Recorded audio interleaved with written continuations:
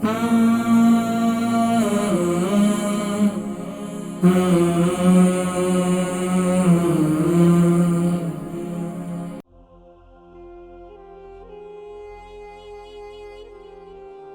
علیہ الصلوۃ والسلام نے ان کے دل کو طاقت، ان کے دل کی تقویت کے لیے سبحان اللہ فرمایا کہ تم شگفتہ باتیں کرو۔ معزز حضرات کرام، حضور اکرم صلی اللہ علیہ وآلہ وسلم کی تعلیمات سبحان اللہ جس کا تعلق ہمارے جسمانی امراض سے ہوا کرتا ہے، اسے طب نبوی کہا جاتا ہے، اور جسم کے جتنے جسمانی یا روحانی علاج ہے وہ سبحان اللہ طب نبوی کے اندر موجود ہیں۔ قربان جائیے پیارے کریم آقا علیہ الصلوۃ والسلام نے جہاں پر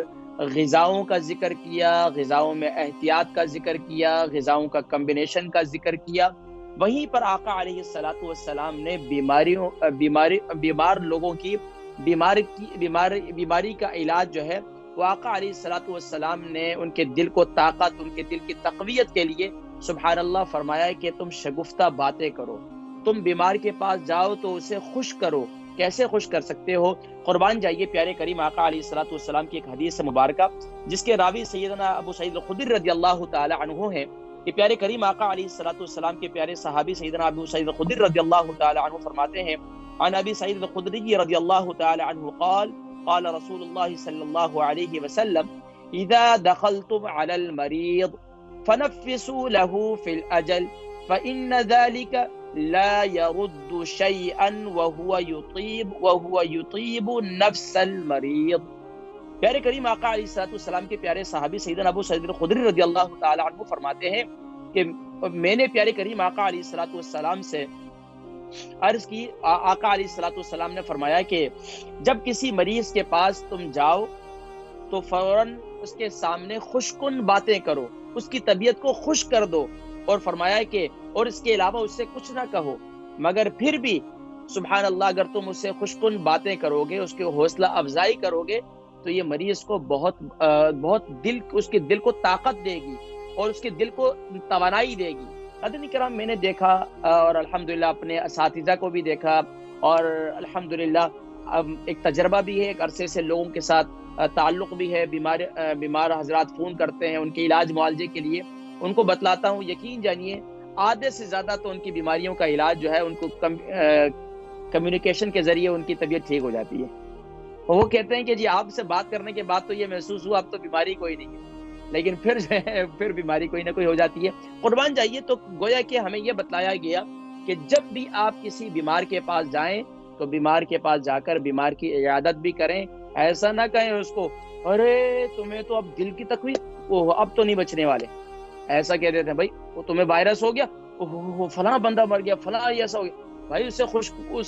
خوشکن باتیں کریں، اس کی طبیعت کو خوش کر دیں، اس کو کہیں میں ہمارے کراچی کے اندر جو ہے حکیم مرسلین ہوا کرتے تھے، فرمایا کرتے تھے کہ بھائی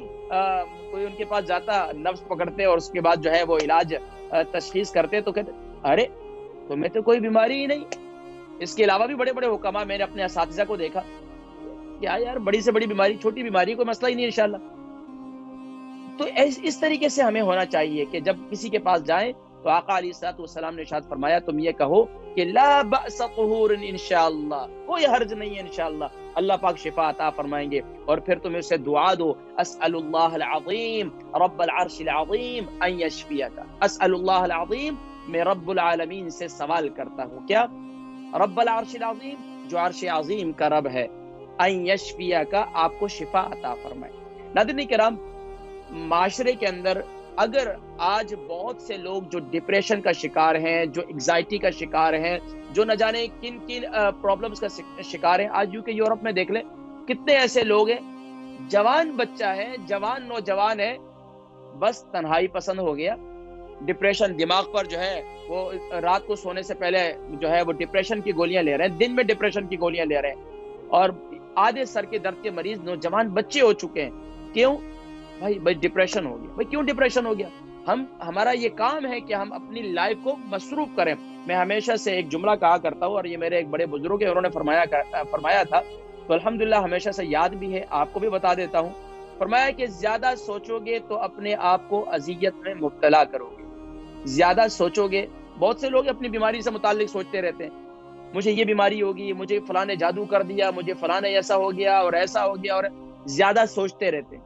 زیادہ سوچنے سے فرمایا اپنے آپ کو اذیت میں ڈالو گے اور اپنے آپ کو تکلیف میں ڈالو گے. فرمایا کہ یا تو اپنے آپ کو مضبوط کر لو کہ اگر تمہارے اتنا سوچو گے تو تمہاری سوچ جو ہے تمہارے جسم پر اور تمہاری بیماری پر وہ حملہ آور نہیں ہوگی